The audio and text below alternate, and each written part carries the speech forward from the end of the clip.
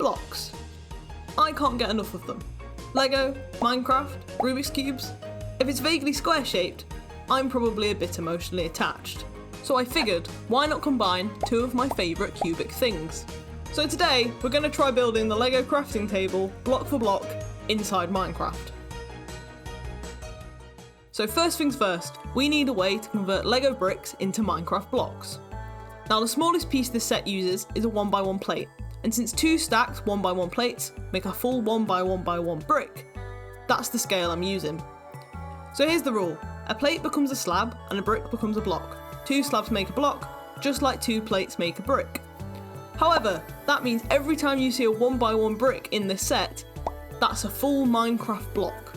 Which means yes, this tiny Lego crafting table is about to become pretty big.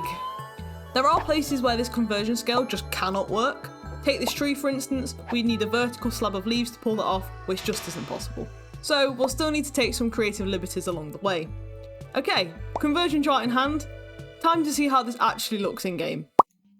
So, here we are in a brand new super flat world, so let's go ahead and build that crafting table. It makes most sense to tackle the base of the crafting table first. It happens to have sides that are 18 bricks wide, so using that new conversion scale we've just made, that's 18 blocks by 18 blocks. Now while this is looking very big for a crafting table, this area isn't actually that large given the amount of detail that we want to end up cramming in there.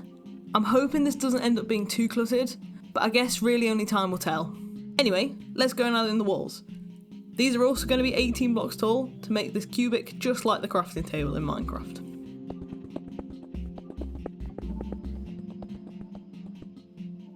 Okay, edges in place, and this thing is looking quite large. Now, one problem I can see coming already is when we add the top or the lid of the crafting table itself. Now, light in Minecraft surprisingly doesn't work quite like real life, so if we put a solid layer of blocks on top of this, it's gonna always be nighttime in our little Minecraft world that we're gonna build. Now, I can't quite think of a solution right now, so I'm tasking future me to come up with an answer. Good luck, future me. I'm sure you'll figure it out. Please don't hate me. Anyway, next up on our list is to add the walls themselves. They're made up of two layers, and as you can see, the base of our walls here are already 2 blocks deep. How convenient. The external or outside layer will be the actual crafting table looking part of the build, and the inside is the backdrop to the kind of diorama inside, and that's basically just blue sky with the sun and a few scattered clouds around. I think first off, I'm going to get the ball rolling by starting with the exterior to really cement in that crafting table look.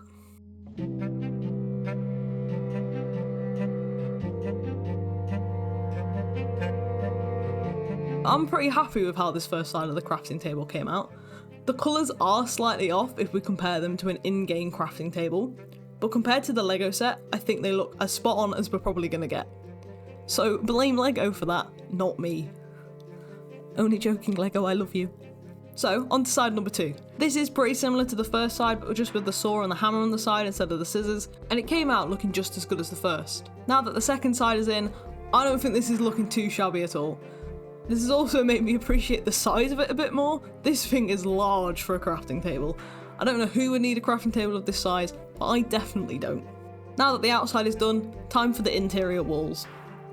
So in the Lego set, this is made of a fairly pale blue colour. Now, just off the top of my head, without looking, I don't think there's a colour in Minecraft that really matches this. So I think the best idea is to gather the blocks that I think look closest, then do a swatch of each one and just see what happens to match best. I've gathered 6 different blues here, so I'm just going to lay them out on the wall like so, and see which ones I think are most similar to the Lego set. I think the blues on this side, they're just too blue, as silly as that might sound. They're not light enough, they're too saturated, they don't really scream sky to me. Now the ices, on the other hand, are generally alright colours I think. I don't particularly like this one, so that can go straight away, as that's slightly transparent, and we're trying to represent Lego here. These are meant to be solid plastic bricks.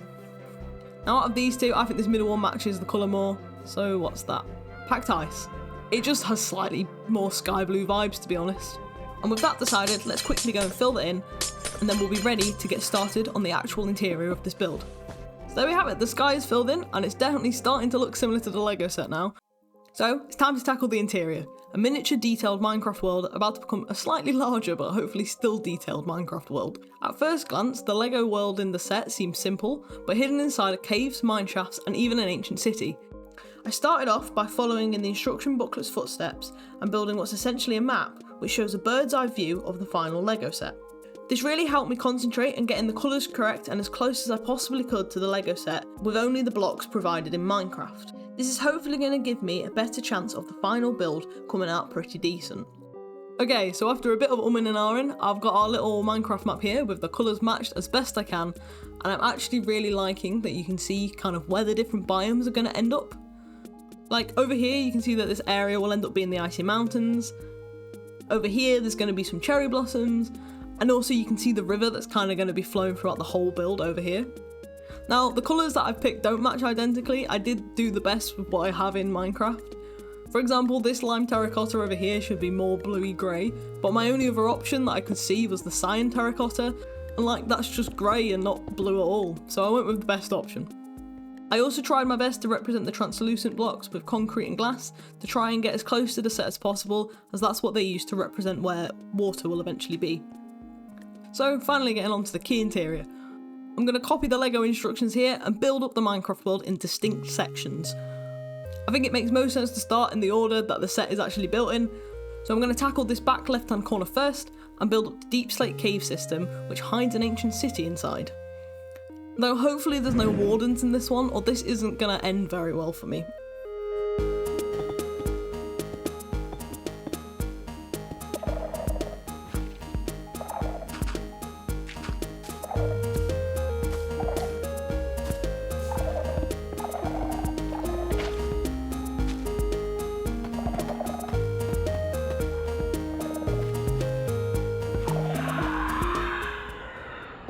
So, we have our first section in place. I'm quite happy with how this has turned out. I think it's a reasonably faithful recreation of what's going on in the Lego set. I think it's got all the details, it's got the ancient city structure, lots of the skulk and that little bit of lush cave going on at the back in the corner. I did have to employ the use of a couple of barrier blocks, as you can see here, just to get the water to flow in the way that I wanted it to. But no, I'm generally very happy with this, and I think this is a great start to the interior. So, I think the next section I'll tackle will be just here in this back right hand corner. We'll be replicating the Lego spruce forest with a hidden dripstone cave beneath it. So without further ado, let's get building.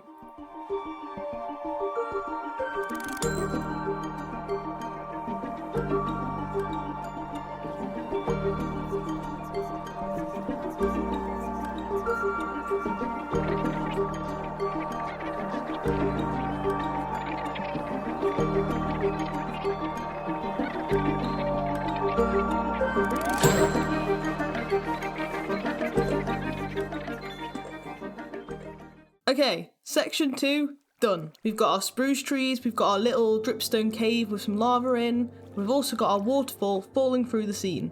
I'm really quite chuffed with how this is going, to be honest. One thing I did struggle with was the trees themselves. So this is what I was referring to in the intro, where you can't really have vertical slabs of leaves. So our trees look a little bit silly, but I think it's the best we can do with what we have. Now, I've also taken a couple of creative liberties in terms of assuming what certain Lego bricks are meant to represent. For example, there are some red studs in the spruce area. Now I'm assuming these are meant to be berry bushes and not roses, but I have no proper way to know that. There's also several instances where there's a coloured stud underneath a stone coloured tile. Now I've took this to mean it's an ore, so I've got gold here, lapis here, and coal here. But it's definitely coming together, and I'm really happy about it so far. I think our next section will be the cherry blossom area. That will finish off all the hidden cave sections in this build and will connect to the front of the deep slate cave.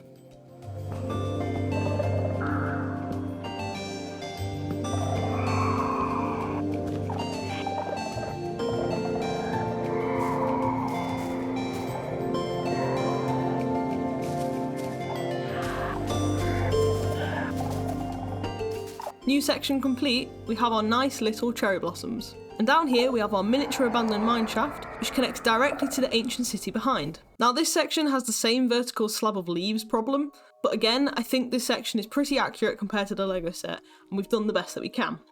Another difference to the set is that I have no way of getting different grass colours, So I made this world entirely a plains biome, which means I have no way of getting the different grass shades that come along with different biomes. This is definitely one of those hindsight moments, but we live and learn and we make do with what we've got. Now pulling back and looking at this from a distance, I'm really liking how it's coming together.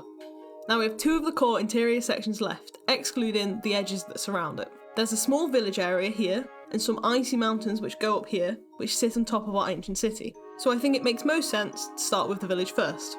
This has been by far the most challenging section yet. Even though it was arguably simpler to build than the others, it took a bit of thinking of how to go about the villager houses. Now in the Lego set, these houses are placed in the middle of 2 bricks, which we just can't achieve in Minecraft. So I essentially ended up picking the best positions I could to get the correct depths with the roofs and whatnot, and just rolled with that. So they do look a little bit silly, but that's okay, it's the best we can do. So okay, let's build our final core section and top it off with the icy mountains.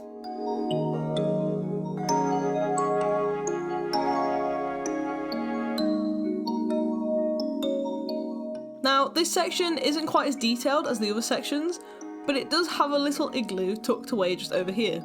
Now, I added this trapdoor onto the front of it just to try and represent this inverted piece of Lego, as if you remove it, it just looks like a pile of snow and you can't tell it's meant to be any structure at all. I'm honestly really happy with how this is coming along right now, but we're still a couple of steps away from it being completely finished. Namely, we still have the edges to do, and not to mention the elephant in the room, but we are still missing the lid. Now, while I finalise a strategy for the lid, I think we should work on the edges, and then the interior of our crafting table will finally be complete.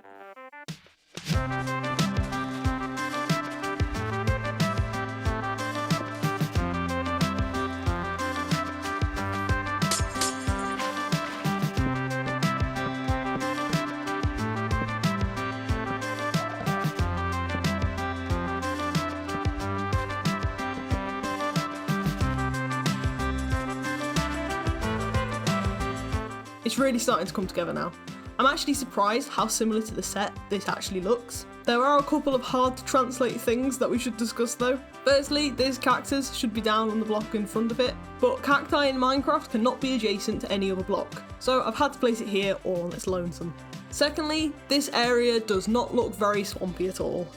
Now, this is due to the thing I mentioned before about the entire world being a plains biome, so we just can't get the swampy colour of grass. Okay, enough cutting it off.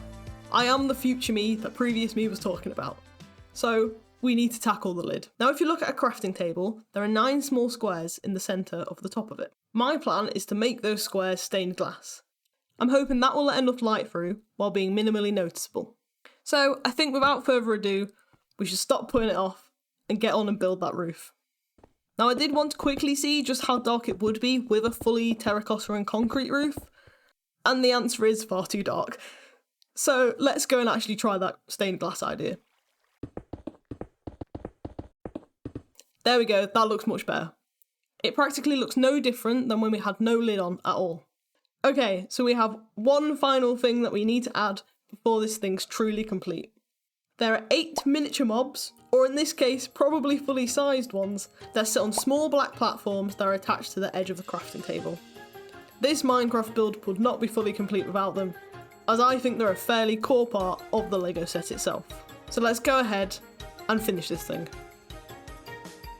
And there we have it, the Lego Minecraft crafting table fully rebuilt inside Minecraft. And honestly, it turned out even better than I expected. The colours, the details, even the few tricky spots where I had to improvise, it all came together in the end. Now I had a blast doing this, so if you have any Lego sets that you'd like to see me build in Minecraft next, please leave your ideas in the comments, and I'll see you next time. Thanks for watching.